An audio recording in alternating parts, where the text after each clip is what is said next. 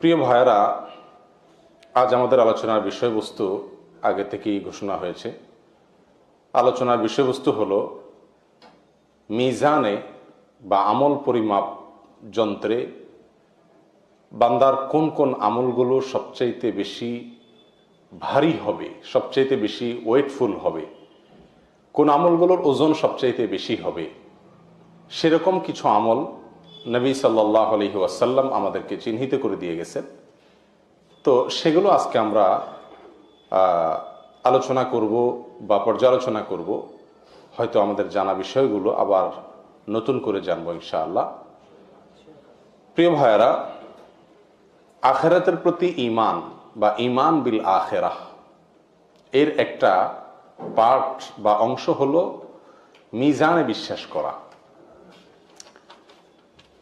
আখিরাতের যে সমস্ত পর্বগুলো থাকবে, প্রতিটি মানুষকে যে সকল পর্বগুলো মোকাবেলা করতে হবে বা অতিক্রম করে তারপরে তার চূড়ান্ত গন্তব্যে যেতে হবে, তার ভেতরে একটি পার্ট হলো মিজান।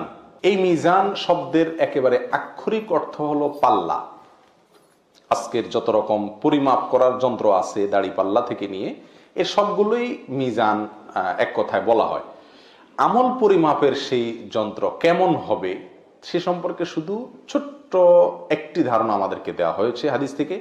নবী আলাইহিস সালামের হাদিস থেকে বোঝা যায় যে তার দুটি পার্ট থাকবে, দুটি পার্শ্ব থাকবে। এক পাশে নেকামল, অপর পাশে বদামল রাখা হবে। এক হাদিসে পাল্লার আকৃতি, ধরন সম্পর্কে কিছুটা ধারণা দেওয়া হয়েছে। নবী আলাইহিস সালাম তিনি বলেছেন যে ইউদাউল মিজান ও ইয়াউমাল কিয়ামাহ, কিয়ামতের দিন আল্লাহ সুবহানাহু ওয়া তাআলা মিজান স্থাপন করবেন বান্দার আমল মাপার জন্য।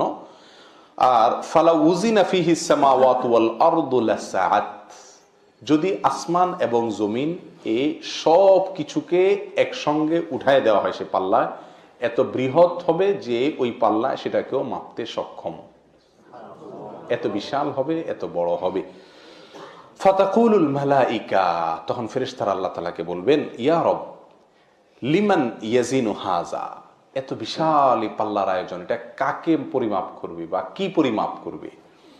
তখন ফায়াকুলুল্লাহু তাআলা, তখন আল্লাহ সুবহানাহু ওয়া তাআলা বলবেন, লিমান শি'তু মিন খালকি, আমার সৃষ্টির ভিতরে যাকে ইচ্ছা তাকে আমি, তার কর্ম তাকে আমি পরিমাপ করব এই পাল্লায়। বান্দার প্রতিটি আমল মিজানে উঠবে, সেটা নেকামল হোক আর বদামল হোক, এবং তার একটি কাজও আল্লাহ সুবহানাহু ওয়া তাআলা ছাড়বেন না, যেটা আমরা একটু আগে আয়াত থেকে একেবারে পরিষ্কারভাবে জানতে পারলাম। আর আরো পরিষ্কারভাবে জানা যায় সূরা জিলজাল থেকে। আল্লাহ সুবহানাহু ওয়া তাআলা বলেছেন, ফামান ইয়ামাল মিসকালা যাররাতিন খায়রান ইয়ারাহ ওয়া মান ইয়ামাল মিসকালা যাররাতিন শাররান ইয়ারাহ, বিন্দু পরিমাণ যদি, যাররা পরিমাণ যদি ভালো কাজ করে সে ওটা দেখতে পাবে। আল্লাহ সুবহানাহু ওয়া তাআলা কোনো কিছুকে কি করবেন না, নষ্ট করবেন না, সবকিছুকে হাজির করবেন, ভালো হোক অথবা মন্দ হোক। বান্দার নেক আমল যেগুলো আছে এর প্রত্যেকটা আমলেরই একটা ওয়েট থাকবে, প্রত্যেকটা আমলেরই একটা ভার থাকবে, যেটা তার ওই নেক আমলের পাল্লাকে ভারী করবে। এখন ভালো কাজের ভিতরে সবচাইতে ওজনে ভালো কাজ কোনগুলো? আমরা এখানে যে ভালো কাজগুলো আজকে আপনাদের সামনে পেশ করব নবী আলাইহিস সালামের হাদিসের আলোকে, সেগুলো মূলত সবই বলতে গেলে নফল আমল। কোন কোন ক্ষেত্রে বলা যেতে পারে ঈমান সংক্রান্ত বিষয় আছে, এর বাইরে বেশিরভাগই হলো নফল আমল মূলত। কিন্তু মোটা দাগে মিজানে বান্দার সবচেয়ে বেশি ওয়েটফুল হবে বান্দার ফরজ আমলগুলো। বিধায় ফরজ আমল যেগুলো সেগুলো হবে মৌলিক, ওইগুলো না থাকলে কোনো কোনো আসার থেকে জানা যায় যে নফল আমলের মূল্যই হবে না, ওইগুলো থাকতেই হবে তারপরে যে নফল আমল। আর ওইগুলোর ওজন হবে সবচাইতে বেশি, যেটা বলাই বাহুল্য। এগুলো হলো ফরজ বাদে যে নফল আমল সেগুলোর কথা। যাই হোক, তার ভিতরে সর্বপ্রথম যে আমলটি মিজানের পাল্লাকে সবচাইতে বেশি ভারী করবে সেটা হবে তাহলিল। তাহলিল, তাহলিল কি? লা ইলাহা ইল্লাল্লাহ, লা ইলাহা ইল্লাল্লাহ এই বাক্যটি, এটি হবে মিজানের পাল্লায় সবচাইতে ওজনী বাক্য। কোন কোন বর্ণার ভাষ্য অনুযায়ী কালিমায়ে শাহাদাত পুরাটুকু চলে আসে, আশহাদু আল্লা ইলাহা ইল্লাল্লাহু ওয়া আশহাদু আন্না মুহাম্মাদার রাসূলুল্লাহ, এই পুরাটুকুই চলে আসে। এই বাক্যটুকু হবে কিয়ামতের ময়দানে স্থাপিত মিজানের সবচেয়ে ভারী আমল। এবং এ বিষয়ে একটি নয়, বহু হাদিস নবী আলাইহিস সালাম থেকে বর্ণিত হয়েছে। তার ভিতরে আমরা শুধু একটি হাদিস যদি পেশ করি এখানে আজকে, সেটি ইনশাআল্লাহ যথেষ্ট হবে। সুনানে তিরমিজি এবং মুসনাদে আহমদে বর্ণিত হয়েছে, নবী আলাইহিস সালাম বলেছেন যে কিয়ামতের দিন আল্লাহ সুবহানাহু ওয়া তাআলা একটি লোককে ডাকবেন সমস্ত সৃষ্টি জগতের সামনে, সকলের সামনে উপস্থিত করে আল্লাহ সুবহানাহু ওয়া তাআলা তার 99টি বদামল নামা পেশ করবেন। তার সারা জীবনের যত কুকর্ম আছে, সারা জীবনের যত অপরাধ আছে, এগুলোর হিসাবের যে দপ্তর, সেটার 99টি দপ্তর আল্লাহ সুবহানাহু ওয়া তাআলা হাজির করবেন। হাজির করে তার সামনে উপস্থিত করবেন, যার এক একটি দপ্তর চোখের যতদূর চোখ যায় ততদূর পর্যন্ত বৃহৎ, তত বড় হবে তার এক একটি দপ্তর। এরকম 99টি দপ্তর হাজির করবেন ওই লোকের, এত বেশি অপরাধ তার জীবনে ছিল। সুম্মা ইয়াকুল, এরপরে আল্লাহ সুবহানাহু ওয়া তাআলা বলবেন যে আতুনকিরু মিন হাযা শাইআ, তুমি কি এই যে দপ্তরগুলোতে যা লেখা আছে, তুমি এসব করেছো বলে আমার ফেরেশতারা সংরক্ষণ করেছেন, এই ফেরেশতাদের লেখা, তাদের সংরক্ষিত এই হিসাব, এর বিষয়ে তোমার কোনো সন্দেহ আছে কিনা, বা এর কোনোটিকে তুমি কি অস্বীকার করো? তোমার বক্তব্য কি? আল্লাহর আদালতে তার জবানবন্দি নেওয়া হবে। তখন সে লোক বলবে সকলের সামনে যে ফায়াকুলু লা ইয়া রব, না আল্লাহ, আপনার ফেরেশতারা কিছু বাড়িয়ে লেখেনি, আমি কোনোটিকে অস্বীকার করছি না, এর সবই আমারই কৃতকর্ম। তখন আল্লাহ সুবহানাহু ওয়া তাআলা তাকে বলবেন আফালাকা উযরুন, তাহলে তুমি এত অপরাধ করলে, এত অন্যায় করলে, তোমার কি কোনো ওজর আছে? তোমার কি কোনো ওজর আছে? তোমার কি কোনো এর জন্য কোনো আপত্তি আছে কিনা? তোমার কোনো বক্তব্য আছে কিনা যে তুমি এতগুলো কেন করছো? কি তুমি বিপদে প্রয়োগ করছো? তোমাকে কেউ বাধ্য করছে? তোমার কিছু বলার আছে কিনা, বক্তব্য আছে কিনা? তখন সে বলবে ফায়াকুলু লা ইয়া রব, না আল্লাহ, আমার কোনো বক্তব্য নাই, কেউ আমাকে বাধ্য করেনি, আমি নিজেই করেছি, এবং আমার কোনো ওজর আপত্তি কিচ্ছু পেশ করার মতো আজকে আপনার সামনে আমার নেই। ফায়াকুলু লা ইয়া রব ফায়াকুলু বালা ইন্না লাকা ইনদানা হাসানাহ, তখন আল্লাহ সুবহানাহু ওয়া তাআলা বলবেন হ্যাঁ, তোমার একটি ভালো কাজ আমার কাছে আছে। ফাইন্নাহু লা যুলমা আলাইকাল ইয়াউম, নিশ্চয়ই আজ তোমার প্রতি কোনো অবিচার করা হবে না, যেটুকু ভালো কাজ করেছো তার বদলা তুমি পাবে। ফাতাখরুজু বাতাকাহ, ফাতাখরুজু বাতাকাহ, তখন একটি কাগজ বের হবে, একটা কাগজের টুকরা বের হবে, ফিহা, যেখানে থাকবে লেখা আশহাদু আল্লা ইলাহা ইল্লাল্লাহ ওয়া আশহাদু আন্না মুহাম্মাদান আবদুহু ওয়া রাসূলুহু, এটি লেখা থাকবে যে তোমার ভিতরে এই বিশ্বাস ছিল।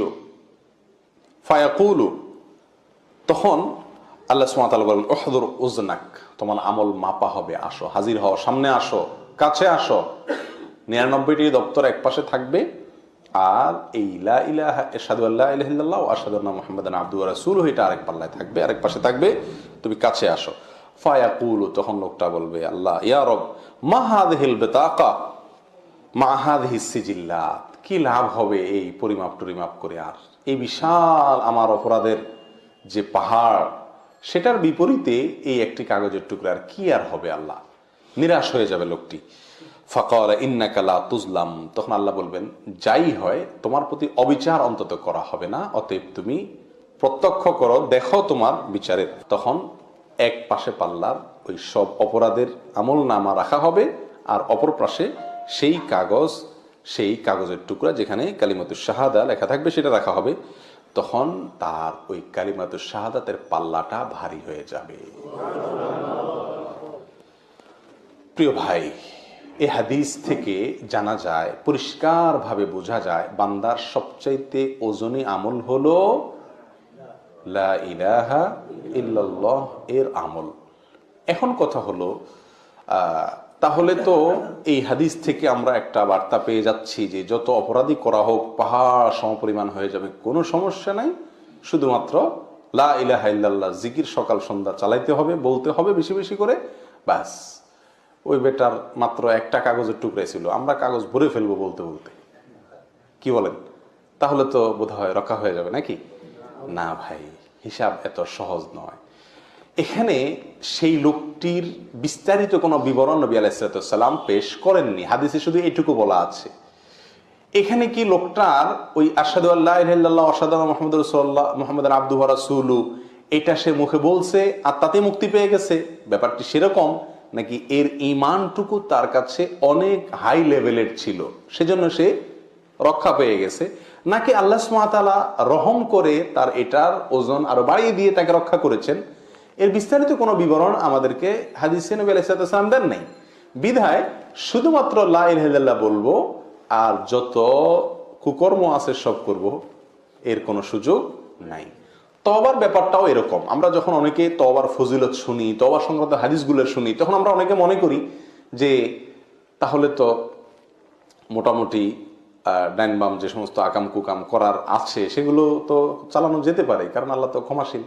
এবং অনেকে বলেও আমাদের সমাজে, আল্লাহ মাফ করুন, অপরাধ করে আবার নির্লজ্জের মতো দুঃসাহসিকতা দেখায় বলে যে আল্লাহ ক্ষমাশীল। এরা আল্লাহর ক্ষমাশীলতার গুণের কথা শুনছে, কিন্তু আল্লাহর কাহার এই গুণের কথা শুনেনি। আল্লাহ সুবহানাহু ওয়া তাআলা যে কাহার, আল্লাহ যে জব্বার, আল্লাহর কাহার এর রূপ কেমন হবে, আল্লাহর জব্বারের চিত্র কেমন হবে, এই সম্পর্কে এই আল্লাহর বান্দার ধারণা নাই। সেজন্য তিনি তওবার উপরে ভর করে জেনে শুনে সজ্ঞানে কি করছেন, অপরাধ করছেন। প্রিয় ভাই, বিষয়টি হলো ওই ব্যক্তির মতো যে ব্যক্তির কাছে চাকু আছে, আবার হাত কাটা গেলে, পাও কাটা গেলে সেটা সঙ্গে সঙ্গে ভালো হওয়ার মতো বা রক্ত বন্ধ হওয়ার মতো মলমও আছে। এই মলম আছে দেখে কোনো বুদ্ধিমান মানুষ চাকু দিয়ে নিজের শরীর কাটবে না। মলমটা হলো কেটে গেলে অজান্তে, অসতর্কতায় যদি কেটে যায় সেখানে মলম ব্যবহার করে, এটা হলো জ্ঞানীদের কাজ, সুস্থ মানুষের কাজ। আর অসুস্থ এবং অজ্ঞানী লোকদের কাজ, মূর্খদের কাজ, বোকা মানুষের, নির্বোধ মানুষের কাজ হলো যে তিনি কি করবেন, মলম যেহেতু আছে সেহেতু তিনি চাকু ব্যবহার করেন, যে মলম যেহেতু আছে তাহলে এটা কেটে নেই। এটা পৃথিবীর কোনো বুদ্ধিমান মানুষ করবে না। অতএব তওবা আছে সেজন্য আমি কুকাম করে নিব, লা ইলাহা ইল্লাল্লাহর পাল্লা দিয়ে আল্লাহ আমার ভারী করে দিবে, ব্যাপারটা এত সহজ নয়। প্রিয় বন্ধু, আখিরাতে নাজাতের জন্য কোন একটি আমলের প্রতি ভর করা, ভরসা করে বসে থাকা, এর চাইতে বা দু চারটি আমলের প্রতি ভরসা করে বসে থাকা, এর চাইতে নির্বুদ্ধিতা, এর চাইতে বোকামি আর কিছুই নয়। তার মানে এই লোকটা আল্লাহ সুবহানাহু ওয়া তাআলার যে আসমা এবং সিফাতের প্রতি যে ইলম অর্জন করা জরুরি ছিল তার ঈমানের জন্য, তাওহীদুল আসমা ওয়াস সিফাত এর পয়েন্টে এসে এই লোকটি এত দুর্বল যে আল্লাহ সুবহানাহু ওয়া তাআলার প্রতিটি নামের যে বিস্তারিত বিশ্লেষণ আছে সেগুলো সম্পর্কে তার ধারণা নাই, অথবা সে বিষয়ে ঈমান নাই। না থাকার কারণে দু চারটি আমলের উপরে ভর করছেন। সবচেয়ে বড় কথা হলো, আমরা যত আমলের কথা শুনি আখিরাতে নাজাতের জন্য, প্রিয় বন্ধু, সে আমল রব্বুল আলামিনের কাছে যে মাকবুল হবে সেই গ্যারান্টি আমাদেরকে কে দিল? যদি আল্লাহ একটাও কবুল না করেন তখন রক্ষাটা কি? এই জন্য একজন ব্যাকুল, একজন সর্বহারা মানুষ সর্বশান্ত হওয়ার পরে তার বাঁচার জন্য, তার মুক্তির জন্য যত সম্ভাব্য উপায় হতে পারে তার প্রতিটি উপায়কে সে ধরার চেষ্টা করে। ঠিক না বেঠিক? ঈমান বিল আখিরা, ঈমান বিন নার, ঈমান বিল জান্নাত, এগুলো যদি আমাদের মধ্যে পূর্ণ মাত্রায় থাকে, এটার মিটার যদি অনেক উঁচু মাপের থাকে, তাহলে আমরা এই ছেলে মানুষই করব না। অর্থাৎ দু চারটি আমল পেলাম তাহলে তো মুক্তি সহজ হয়ে গেল, ব্যাপারটিকে এত ছোট, এত হালকা মনে করব না। বরং চাতক পাখির মতো চেয়ে থাকবো কোন আমলটি আমাকে মুক্তির জন্য পথ দেখায়, কোন আমলটি আমার নাজাতকে ত্বরান্বিত করে, যেটি পাবো, যে হাদিস থেকে পাবো, যে আয়াত থেকে পাবো, যেই জায়গা থেকে পাবো, হুমড়ি খেয়ে সেটাকে আঁকড়ে ধরবো। এটা হলো একজন এরকম ইমানদারের কাজ, যেই ইমানদার আখিরাতের প্রতিটি বিষয়ের প্রতি তার ইমানের মাত্রা অনেক হাই লেভেলের। আল্লাহ তাআলা আমাদেরকে সেরকম মাপের ইমানদার হওয়ার তৌফিক দান করেন। প্রিয় ভাই, তাহলে লা ইলাহা ইল্লাল্লাহ এই বাক্যটি, এই হাদিস একটি আমরা মাত্র পেশ করলাম কারণ সময় অল্প। এ বিষয়ে বহু হাদিস আছে যে হাদিসগুলোকে একসাথ করলে যার সামারি, যার সারসংক্ষেপ আমাদের সামনে চলে আসে যে এই হাদিস, এই লা ইলাহা ইল্লাল্লাহ এই বাক্যটি মিজানের পাল্লাকে ভারী করবে। এখন কি এই বাক্য মুখে বললেই ভারী হয়ে যাবে মিজানের পাল্লা, নাকি এই বাক্যের বিশ্বাস নিজের ভিতরে ধারণ করতে হবে? এই বাক্যের বিশ্বাসকে পরিপূর্ণ মাত্রায় সহি, সম্পূর্ণ বিশুদ্ধভাবে নিজের ভেতরে ধারণ করতে হবে। এটাকে ধারণ করার পরে যত মুখে বলবো তত বেশি সেটা ওয়েটফুল হবে ইনশাআল্লাহ।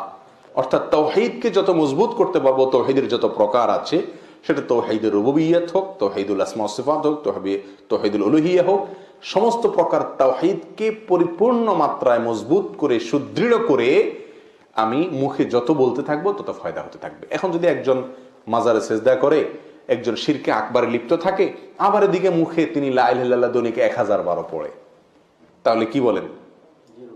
মাছা নাই তার বুধবার, ইমানই নাই, আবার আমল পরিমাপ করে জান্নাতে যাওয়ার প্রশ্ন তো বহুত পরে। প্রিয় বন্ধু, সেজন্য তাওহীদকে মজবুত করার পরে যত বেশি লা ইলাহা ইল্লাল্লাহ এই দোয়া, এই জিকির যত বেশি বান্দা করতে থাকবে তত বেশি ইনশাআল্লাহ তার মিজানে পাল্লাকে কি করবে?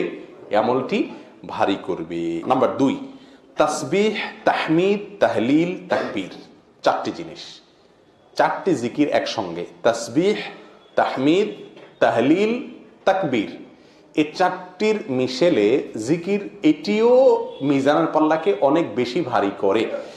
এবং এ বিষয়ে আবু হুরায়রা রাদিয়াল্লাহু তাআলা আনহু বর্ণিত সহিহ বুখারীর সর্বশেষ হাদিস, ইমাম বুখারী রাহিমাহুল্লাহ তার বুখারীর ঐতিহাসিক কালজয়ী এই হাদিস সংকলনের গ্রন্থকে একেবারে শেষ করেছেন যেই পর্ব দিয়ে, তার ভিতরে এই হাদিসটি।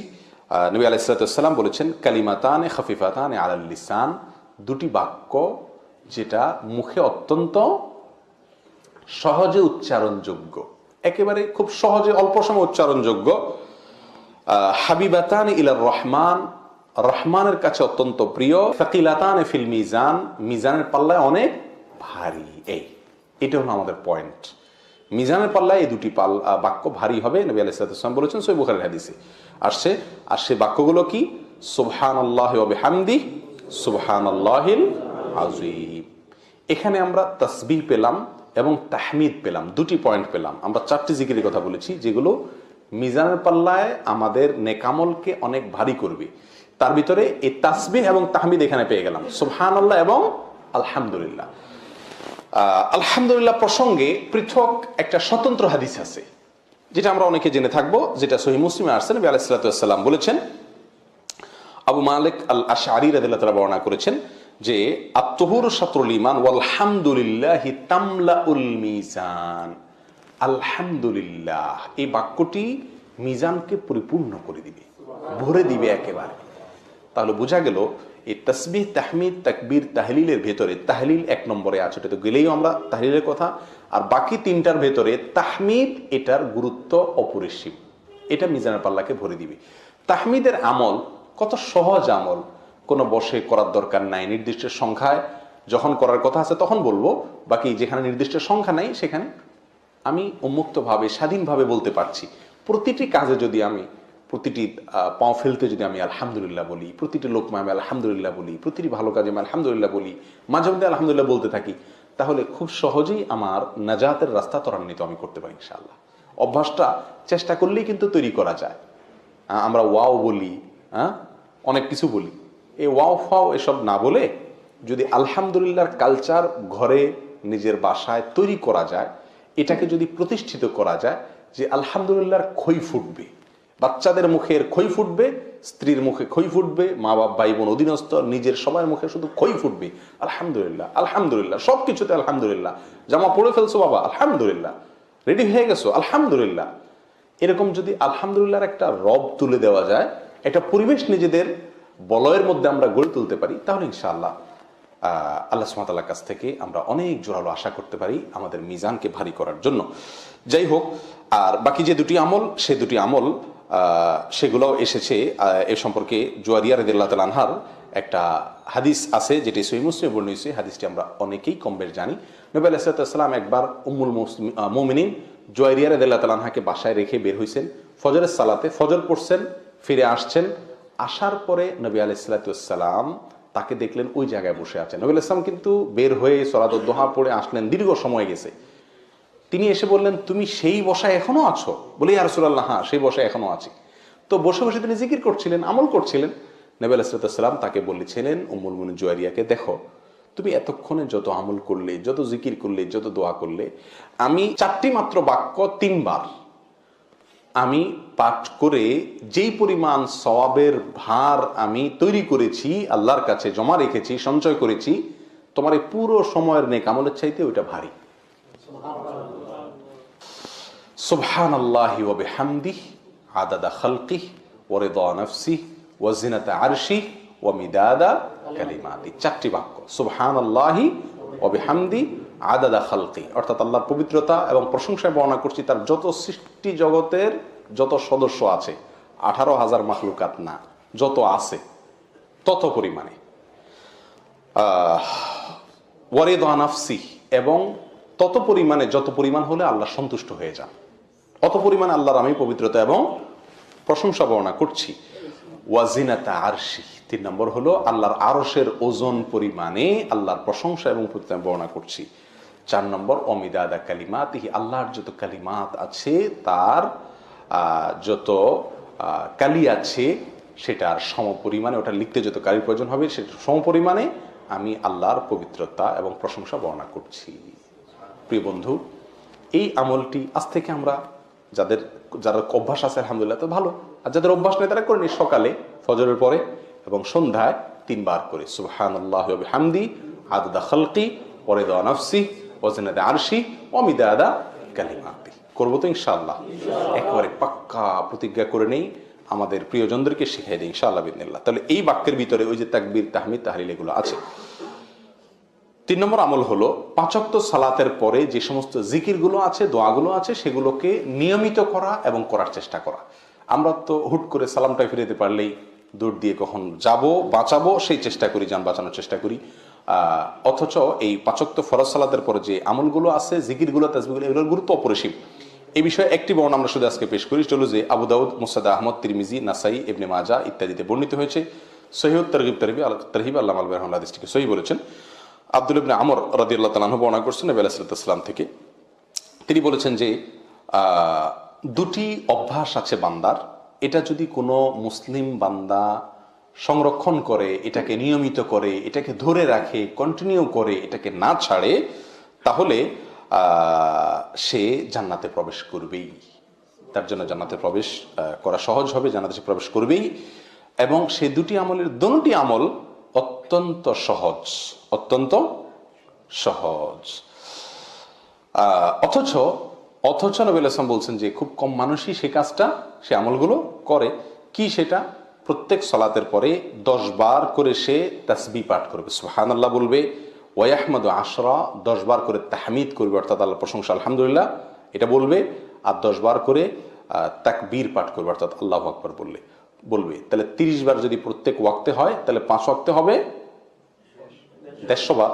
নবী সাল্লাল্লাহু বলছেন যে ফাযাকা খামসুনা ওয়া মিআ বিল লিসান, মুখে সে 150 বার বলল দিনে, ওয়া আলফুন ওয়া খামসুমিআ ফিল মিজান, সে আখিরাতে মিজানের পাল্লায় গিয়ে এটাকে 1,500 পাবে, এই 150কে সে 1,500 সেখানে পাবে। যাই হোক, এই হাদিসে আরো অংশ আছে, আপনার শোয়ার সময় 33 বার সুবহানাল্লাহ, 33 বার আলহামদুলিল্লাহ, 34 বার আল্লাহু আকবার, সেটার কথাও আছে। সেটাও যদি কেউ পড়ে তাহলে সেটাও সমহারে মিজানের পাল্লায় সে অতিরিক্ত আল্লাহ সুবহানাহু ওয়া তাআলার কাছে পাবে। তাহলে এটি একটি আমলের কথা বলা হয়েছে। এর বাইরেও যত আমল আছে 5 ওয়াক্ত সালাতের প্রত্যেকটা ফরজ সালাতের পরে সেগুলোকে, জিকিরগুলোকে, দোয়াগুলোকে বেশি বেশি করলেই মিজানের পাল্লা ইনশাআল্লাহ এটা ভারী হবে। নাম্বার 4, সন্তান যদি ছোট অবস্থায় মারা যায় আর বাবা যদি সবর করতে পারেন, বাবা মা যদি সবর করতে পারেন, তাহলে এই আমলটি যে সবর করলেন, এই সবরটি স্পেশালি, যে কোনো সবরে ওয়েটফুল, কিন্তু এই সবরটি স্পেশালি তার মিজানের পাল্লাকে অনেক ভারী করে দিবে। আল্লাহ তাআলা আমাদের কাউকে বিপদ না দেখ, যদি এসে যায় তাহলে সবরের শক্তি আল্লাহ দেখ, সামর্থ্য আমাদেরকে দেখ। এক সাহাবী তার ছোট বাচ্চাকে অনেক ভালোবাসতেন, এত বেশি ভালোবাসতেন, কিছু কিছু বাবা আছেন যারা ভালোবাসাকে লুকাতে পারেন না, প্রকাশ হয়ে যায়, অনেক বেশি ভালোবাসেন সন্তানকে। তিনি 4 ছোট শিশুকে নবী আলাইহিস সালামের কাছে নিয়ে আসতেন। তো মসজিদে আসলে মুহূর্তের জন্য, ক্ষণিকের জন্য বাবা এবং ওই ছেলে শিশু পৃথক হতেন না, সারাক্ষণ গা ঘেঁষে ঘেঁষে থাকতেন এবং একে অন্যকে অনেক ভালোবাসতেন। তো একবার জিজ্ঞাসা করা হয়েছে তাদেরকে যে তোমরা এই অবস্থা হয় মসজিদে নববীতে আসলে, তাহলে বাসা বাড়িতে কি হাল, মানে তোমাদের ভালোবাসার মাত্রা তাহলে এই যে এই মিল এটা সেখানে আরো কত বেশি হবে। একদিন হঠাৎ লোকটি আসলো, বাচ্চারা তার সাথে আর নাই। নবী করিম সাল্লাল্লাহু আলাইহি ওয়াসাল্লাম তখন জিজ্ঞেস করলেন, কি ব্যাপার তোমার ছেলে কই, মুখটাও খুব মলিন। তখন বললেন, ইয়া রাসূলুল্লাহ, সে তো মারা গেছে। তো খুব মনে কষ্ট, অনেক আঘাত, ছোট শিশু, আবার যদি খুব আদরের হয় তাহলে তার মৃত্যু, তার বিয়োগ অনেক কষ্টের কারণ। খুব মনে কষ্ট, খুব দুঃখ তার মনে।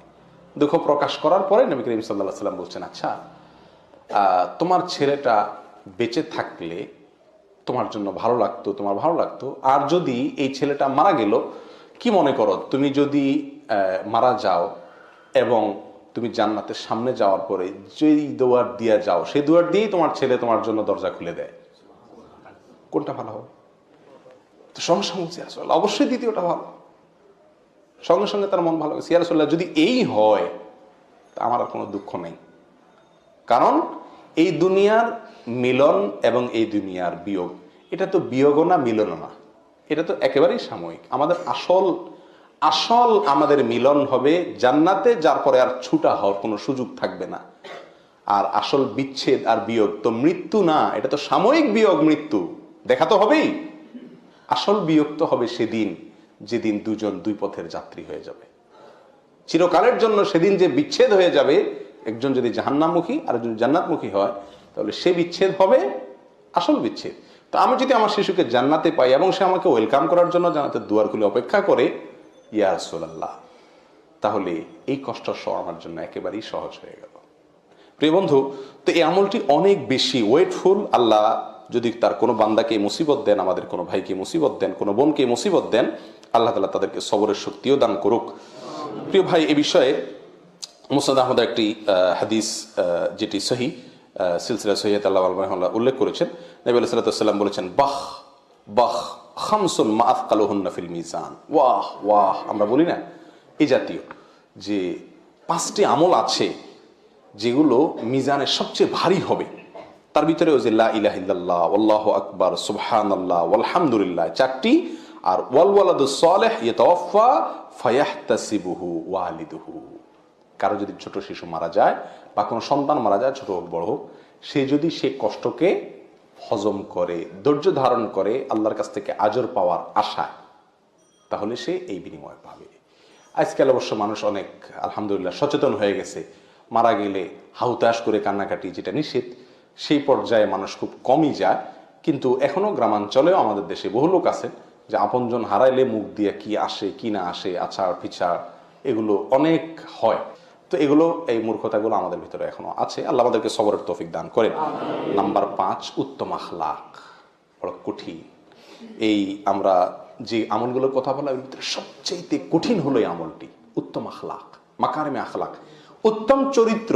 এটা মিজানের পাল্লাকে ভারী করবে। অনেক ওয়েটফুল আমল, কিন্তু এটাকে আমরা আমল, ওয়েটফুল তো পরের কথা, আমলই মনে করি না। প্রিয় বন্ধু, আজ বহু লোক পাওয়া যায় সহিহ আকীদার কথা বলে, সহিহ হাদিসের কথা বলে, কোরআন সুন্নাহর অনুসরণের কথা বলেন। মাশাআল্লাহ, অনেক ভালো দিক আছে, ওয়েলকাম, সাধুবাদ তার ভালো দিকগুলোর জন্য। কিন্তু আখলাকের বেলা দেখা যায় এত নিচু, এত নিকৃষ্ট আখলাক, সেটা কেউ হয়তো তার পরিবারের সঙ্গে, কেউ তার নিজের স্ত্রীর সঙ্গে, ভাই বোনের সঙ্গে, মা বাপের সঙ্গে, অধীনস্থদের সঙ্গে, পরিচিত লোকের সঙ্গে, অপরিচিত লোকের সঙ্গে, যেখানে সেখানে মানুষের সঙ্গে কৃত আচরণ, এটা সুন্দর না করতে পারলে জান্নাতে যাওয়ার চেষ্টা অমূলক, একেবারেই দূরবর্তী চিন্তা। প্রিয় ভাই, খায়রুকুম খিয়ারুকুম খায়রুন নাস, এই ইয়েতে শিরোনামে যে হাদিসগুলো বর্ণিত হয়েছে, সেগুলোর উপরে একটা গবেষণা করে আমরা দেখছি যে 10-12টি হাদিস মৌলিকভাবে বের হয়ে আসে, আরো কিছু হাদিস আছে। এগুলোর ভিতরে নবী আলাইহিস সালাম বলেছেন, তোমাদের ভিতরে উত্তম কে, তোমাদের ভিতরে শ্রেষ্ঠ কে, তোমাদের ভিতরে সবচেয়ে আল্লাহর প্রিয় কে। এই যে এই প্রশ্নের উত্তরে নবী আলাইহিস সালাম যেই ব্যক্তিকে বসিয়েছেন, যে আমলটিকে বসিয়েছেন, সেগুলোকে গবেষণা করে দেখা গেছে তার 1-2টি হলো ব্যবহারিক সরাসরি নেক আমল, আর বেশিরভাগ প্রায় 7 থেকে 8টি পয়েন্ট, এই 10-12টার ভিতরে 7 থেকে 8টি হলো বান্দার আচরণ কেন্দ্রিক, আখলাক কেন্দ্রিক। অর্থাৎ আমার উত্তম আখলাকের সাথে সম্পর্ক আমি আল্লাহর কাছে সবচাইতে প্রিয় পাত্র হওয়ার। খায়রুকুম আহসানুকুম কদাআ, বুখারীর হাদিস। তোমাদের ভিতরে সবচেয়ে ভালো মানুষ যে লেনদেন পরিশোধ করা, দেনা পরিশোধের ব্যাপারে ভালো মানুষের পরিচয় দেয়, সমমত পরিচয় দেয়, কথা রক্ষা করে। তোমাদের ভিতরে খায়রুল আসহাবি ইনদাল্লাহি খায়রুকুম লিসাহিবি খায়রুল জিরানি ইনদাল্লাহি খায়রুকুম লিজারিহি। বন্ধু হিসাবে সবচেয়ে উত্তম বন্ধু আল্লাহর কাছে সে যে তার বন্ধুদের কাছে ভালো। তার মানে আচরণ ভালো হলে তো সবার কাছে ভালো থাকা যায়। তোমাদের ভিতরে সবচেয়ে উত্তম লোক সে যে ব্যক্তির মন্দ থেকে, তার ক্ষতি থেকে মানুষ নিরাপদ থাকে, তাকে মানুষ নিরাপদ মনে করে যে এর দ্বারা আমার ক্ষতি হবে না, তাকে দেখলে মানুষ প্রশান্তি পায় আর তার থেকে কোনো অনিষ্ট হবে না। অর্থাৎ এই সব হাদিসগুলোকে আপনি একসাথ করেন। অন্য হাদিসে রাসূল সাল্লাল্লাহু আলাইহি ওয়াসাল্লাম বলেছেন যে আহাব্বুন নাসি ইলাল্লাহি আনফাউহুম লিন-নাস আও আনফাউহুম, মানুষের ভিতরে আল্লাহর কাছে সবচেয়ে প্রিয় ব্যক্তি সে যে মানুষের জন্য সবচাইতে বেশি উপকারে আসে, তার কথায় কাজে কষ্ট মানুষের কম হয়, উপকার বেশি হয়। প্রিয় ভাই, এই আখলাক এর দুর্ভিক্ষ চলছে, আজ দুর্ভিক্ষ চলছে। বহু নেকামলকারী আছি, ওয়াল্লাহি এটাকে আমরা নেকামলই মনে করি না। আমাদের আচরণ এত ঘেউ ঘেউ, এত খারাপ, এত নোংরা, এত নিকৃষ্ট, এটা আমাদের কাছের লোকজন, আমাদের পরিজন, আমাদের প্রিয় লোকেরা, অধীনস্থরা, তারা আমাদের আসল রূপ জানে। আমরা প্রত্যেকটা লোক এই নেকামল থেকে অনেক অনেক দূরে। ইল্লা মান রাহিমা রাব্বি, হাতে গোনা কিছু লোক ব্যতিক্রম আছেন। আল মুসলিমু মান সালিমাল মুসলিমুনা মিন লিসানিহি ওয়া ইয়াদিহি, মুখ এবং হাত দিয়ে নিরাপদে থাকবে। কোথায় সে মুসলমান? প্রিয় বন্ধু, আসল আখলাকগুলোকে একেবারে ফুলের মতো করে ফেলি, একদম ফুলের মতো করে ফেলি। সবাইকে ক্ষমা করতে শিখি। আমি সবচাইতে পাহাড়ের মতো উদার মন আল্লাহ যেন আমাকে দেয়, আল্লাহর কাছ থেকে চেয়ে নেই এবং উদার মনের মানুষগুলোর সাথে চলি, ইনশাআল্লাহ ভালো হতে পারবো। আমরা অনেকেই উত্তম চরিত্রকে ভালোবাসি, অনেকে না, সবাই আমরা উত্তম চরিত্রকে ভালোবাসি। যে লোকটার ব্যবহার ভালো তাকে আমরা সবাই কি করি? ভালোবাসি। কিন্তু আমি নিজে উত্তম চরিত্র অর্জন করতে পারি না, ঠিক না বেঠিক? আবু দারদা রাদিয়াল্লাহু তাআলা থেকে বর্ণিত, নবী আলাইহিস সালাতু ওয়াস সালাম বলেছেন, মা মিন শাইইন আথকালু ফিল মিজান মিন হুসনিল খুলুক। মিজানে, কিয়ামতের ময়দানে যে মিজান স্থাপন করা হবে আখিরাতে, সেই মিজানে হুসনুল খুলুক বা উত্তম চরিত্রের চেয়ে ভারী কোনো আমল হবে না। আমরা এতক্ষণ পর্যন্ত যতগুলো আমলের কথা বলছি সেগুলোর একটিতেও নবী আলাইহিস সালাম এই ভাষা ব্যবহার করেননি। খেয়াল করে দেখবেন, সেখানে বলা হয়েছে এটা ভারী হবে, ভারী হবে, ভারী হবে, লা ইলাহা ইল্লাল্লাহ বাদে বাকি ভারী হবে। কিন্তু এখানে নবী আলাইহিস সালাম ভাষাটা দেখেন, মা মিন শাইইন, কোনো কিছু আর নাই এত ভারী, যত ভারী হবে কি? উত্তম আচরণ, সুন্দর চরিত্র, ব্যবহার। এটা যত ভারী হবে অন্য কোনোটা এত ভারী হবে না। প্রিয় বন্ধু, আমার নবী আলাইহিস সালামের আখলাক কেমন ছিল? হ্যাঁ, আনাস রাদিয়াল্লাহু তাআলা আনহু 10 বছর খেদমত করেছেন। খাদামতু রাসূলুল্লাহ সাল্লাল্লাহু আলাইহি ওয়াসাল্লাম 10 সিনিন, 10 বছর আমি খেদমত করেছি। তিনি বলেন, এই 10 বছরে একবারও আমাকে বলেন না এই কাজটি কেন করো নাই বা এই কাজটা কেন করলে। এর মানে নবী আলাইহিস সালাম অধীনস্থদের সাথে কত উত্তম আচরণ করতেন। আর আমরা হইলাম কি? আল্লাহু আকবার, এত দুরাচারী যে আমাদের আশপাশে যারা থাকে, যারা অধীনস্থ কাজ করে, এরা জানে আমার চরিত্রের আসল দশা। অনেক সময় আমরা একটা যুক্তি দিই, শয়তান আমাদেরকে একটা যুক্তি দেয়, লজিক দেয়। সেটা হলো যে এত ভালো মানুষ হলে মানুষ চালানো যায় না, এরা বেশি ভালো হলে সব মাথায় উঠা বসে। কথা একেবারে অমূলক না, অনেকাংশে সত্য। তো যারা এই শয়তানের এই লজিকটা গ্রহণ করে নিজের চরিত্রটাকে নষ্ট করেন, তাদের জন্য বাদশাহ হারুন রশিদের একটা গল্প আছে শিক্ষণীয়। তিনি একবার তার দরবারে, তার রাজ দরবারে মজলিসে একটা চাকরকে, একটা গোলামকে ডাকতেছিলেন। কয়েকবার ডাকার পরেও গোলামটা শুনেও না শোনার ভান করল। তো বাদশার বন্ধু পাশে বসা ছিলেন, তিনি বললেন, দোস্ত, এই তোমার বাদশাহী না, একটা গোলাম এতবার ডাকলা, কোনো বেইলি দিল না তোমারে, কি বাদশাহী করো ভাই, এটা কথা হইল? হ্যাঁ। তো বাদশাহ বলতেছেন যে, দোস্ত, আমি যখন আমার আচরণটাকে খারাপ করি তখন এগুলা সব সুইচের মতো সোজা হয়ে যায়, আর আমি যখন একটু ভালো হয়ে যায় সবগুলা মাথায় উঠা বসে। তো আমি হিসাব করলাম যে ওদেরকে ভালো করতে হলে আমি খারাপ হওয়া লাগে, আর আমি ভালো হলে ওরা খারাপ হয়ে যায়। তাহলে আমার কাছে গুরুত্বপূর্ণ কোনটা? আমার নিজের চরিত্রটা ভালো থাকা নাকি তারে ভালো করা? কোনটা গুরুত্বপূর্ণ? আমার নিজেরটা। কো আনফুসাকুম, তারপরে না আহলিকুম। আমি খারাপ হয়ে তারে ভালো করলাম, তো সে তো ভালো থাকলো, কিন্তু আমি তো খারাপ হয়ে গেলাম, লাভ তো হলো না, লস হয়ে গেল। উত্তর পাইছেন? তাহলে বাদশাহ হারুন রশিদের গল্পের ভিতরে উত্তর আছে কি নাই?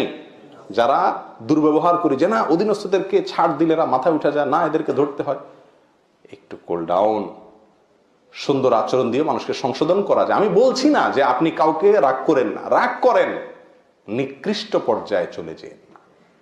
গালমন্দ, মুখ খারাপ, অনেক ভালো ভালো মানুষও আমরা তলে তলে এই কামগুলা করি, মানুষের সামনে না।